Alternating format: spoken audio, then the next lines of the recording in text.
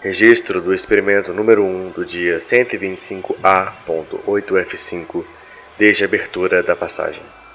O que vemos é a tentativa de concentração do cubo em uma microesfera, uma das hipóteses mais citadas para como se poderia estabilizar o cubo.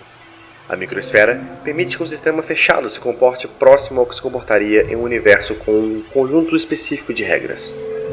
Essa microesfera está configurada para as variáveis mais próximas do universo onde os humanos se originaram, através da simplificação presente nos estudos de Magomedov e Souza, e considera as observações das variáveis antes de serem alteradas na guerra dimensional.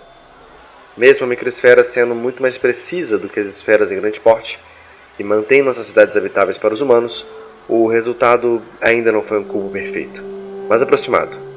Mesmo isso, durou muito pouco tempo. Registro do experimento número 23, do dia 12A0.C31, desde a abertura da passagem. Nesse experimento, tentei usar as propriedades do cristal de Parapônia 5 e a sua facilidade de se deformar para me aproximar do que seria um cubo perfeito. O cristal de Parapônia 5 é bastante comum na Terra, já que importamos muitos produtos dos paraponeses. O problema é que para esse experimento, precisei submergir os cristais em um líquido específico que surgiu em Menólia, com os efeitos da abertura da passagem de lá. É uma substância pouco estudada, já que Menólia é uma dimensão que se abriu muito recentemente, mas suas propriedades são promissoras. Foi difícil de conseguir, porque os menolianos são simpatizantes da Companhia dos 12 Universos que, pelo menos enquanto eu gravo, estão em guerra com nossa união de estados multidimensionais. Considero esse experimento um fracasso, maior do que os anteriores. O que obtive, após 13 tentativas, foi um objeto em que o equilíbrio está relativamente estável, mas que não se parece com um cubo. Registro do experimento número 44 do dia 12AC.4cc desde a abertura da passagem. O experimento que demonstrei aqui é promissor se nossa tecnologia de deformadores melhorar. O deformador que utilizamos aqui foi o modelo 37A03, fornecido pelo Fundo da União dos Estados para o nosso campus. A maior vantagem dessa abordagem é o baixo custo.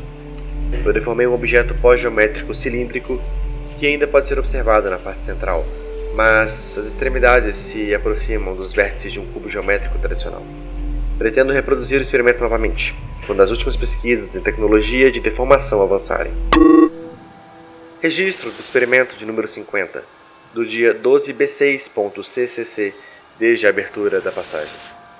Esse experimento utiliza o mesmo plasma usado na passagem da nossa dimensão, aquecido a 685 Kelvin. Considerei o zero absoluto no valor mantido dentro da esfera que sustenta a nossa cidade, e tem deslocamento de menos 9,98 em relação ao padrão multidimensional. Essa foi a temperatura ideal para o líquido, já que menos que isso não permitiria que essa forma de quase cubo existisse, e mais do que isso o tornaria instável demais para não ser trabalhado. Apesar do experimento ter sido bastante interessante e relativamente bem sucedido, eu não vejo uma forma de se aproximar mais de um cubo perfeito do que já foi trabalhado nas minhas tentativas. A única variável é a temperatura, e essa já está nas melhores condições que poderia estar. Registro do experimento número 76, do dia 12D2.547, desde a abertura da passagem. Para esse experimento, tentei hospedar várias vértices do cubo em dimensões temporárias, na esperança que eu removeria algumas dimensões aos poucos até deixar somente as 3 originais do nosso universo. Infelizmente, quando removo, o cubo simplesmente deixa de existir. Sua existência colapsa junto às dimensões temporárias, o que seria de se esperar. É uma pena. O que observamos nas imagens é a parte do cubo que passou pelas 3 dimensões originais. Se considerarmos sua existência nas dimensões temporárias, conseguiremos um cubo estável, mas não conseguiremos vê-lo ou interagir com ele. Então, eu considero que não esteve lá. Registro do experimento número 81, do dia 12DC.733, desde a abertura da passagem. Quando meu aluno me sugeriu tentar estabilizar um conjunto de cubos para que cada um influenciasse a estabilidade do outro, fiquei surpreso porque eu mesmo não tinha pensado nisso antes. Funcionou para as vértices, mas não para as faces ou arestas. Os pontos querem se conectar uns aos outros e traçam seu caminho em um cubo imaginário. É algo muito mais interessante a ser trabalhado, mas também é caro. Essas imagens são as únicas tentativas empíricas que tive orçamento para fazer. São feitos de luz pura e canalizada. Traçam seu caminho através de pequenos campos gravitacionais, gerados artificialmente. Se me permitem um desvio, tenho pensado sobre o futuro desses experimentos. Este meu aluno é interessado no cubo, mas era jovem na época em que os cubos ainda eram possíveis. A próxima geração não terá tido contato com um cubo de verdade, nem conseguirá conceber o que é um cubo, sem muito estudo da matemática antiga. Isso me preocupa. O mundo está tão diferente que pais e filhos não conseguirão se entender eventualmente. E talvez nossa área de estudos se torne algo tão incompreensível para mentes formadas aqui que ninguém mais queira estudar. Registro do experimento número 102 do dia 131E.418 desde a abertura da passagem. Voltei a experimentar com dimensões temporárias, mas dessa vez com dimensões espelhadas. O cubo passa por uma, se espelha na outra e sai novamente aqui. Então repete o processo. Novamente o cubo só existe em uma dimensão que, no fim do dia, não é real. Descobri que meus colegas que se dedicam aos estudos das multidimensões já chamam essas temporárias de dimensões imaginárias. Mas é interessante ver como o cubo reage passando por essas dimensões. Quase um loop, uma retroalimentação. Imagino que essa energia venha da energia gasta para manter a passagem aberta para essas dimensões imaginárias. Mas a origem da energia não é o que me interessa aqui. Eu quero chegar ao cubo perfeito. Como os dados que eu brincava na minha infância, ou as caixas, ou as casas, ou as jaulas com faces quadradas, quero um cubo estável o suficiente para que eu possa construir uma casa quadrada, só para mim, como era antigamente. Registro do experimento número 111, do dia 132A.400, desde a abertura da passagem. Tentei construir o cubo através de cordas de dimensão temporal transversais, a qual estamos acostumados. O que observamos é um objeto formado na prática por linhas do tempo. Elas foram trazidas pelos primeiros representantes da União dos Estados Multidimensionais, que cruzaram a nossa passagem, e são partes de máquinas que alteram e padronizam as variáveis dos universos. Algumas dessas máquinas foram desmontadas e doadas à nossa universidade após o trabalho ser concluído. Eu estava esperançoso que essa abordagem funcionaria. Infelizmente, o cubo quase imediatamente se colapsa em uma pirâmide. Forma ainda rara, mas que requer menos energia do que um cubo perfeito. Registro do experimento de número 119, do dia 1348, FD7, desde a abertura da passagem.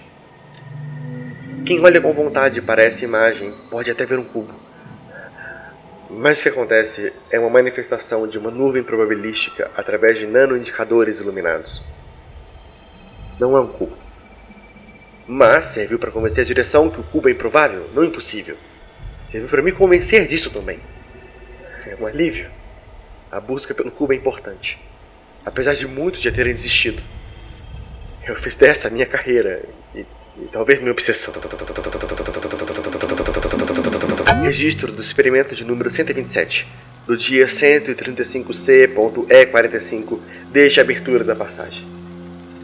As gemas de visualização são poderosas lentes que ocorrem naturalmente em algumas dimensões.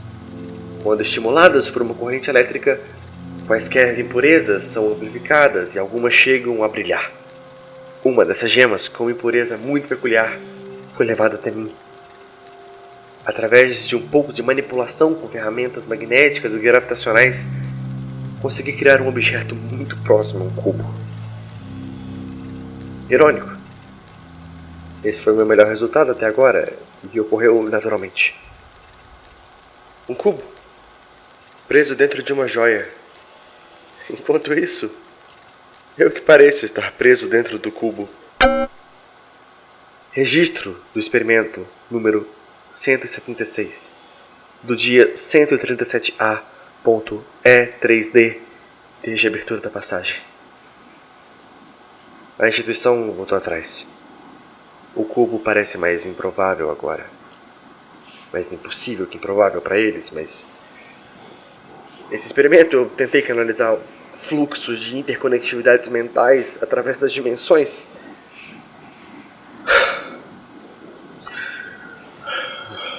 Que merda. O que eu ainda tô fazendo aqui? O experimento fracassou. A universidade cortou a verba do projeto. Não é de interesse dos estados multidimensionais tentar buscar conceitos abstratos e impossíveis sem aplicações práticas. Eles não entendem. Eles não entendem o processo, eles não entendem o programa, eles não entendem o que eu estava tentando fazer aqui, eles me tiraram tudo.